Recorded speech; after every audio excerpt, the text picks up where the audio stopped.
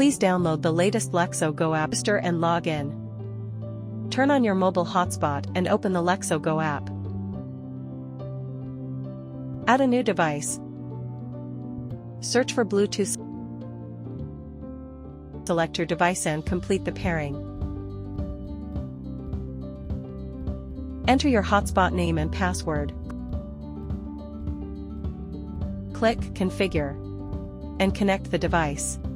A successful activation will turn the indicator green.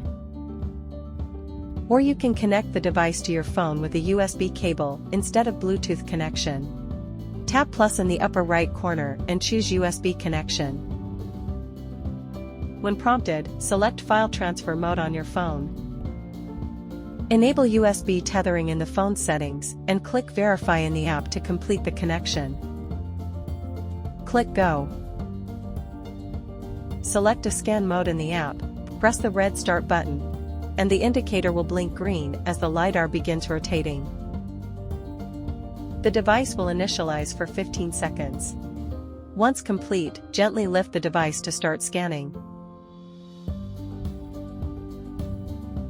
To stop scanning, tap the End Recording button in the app or double press the power button on the device.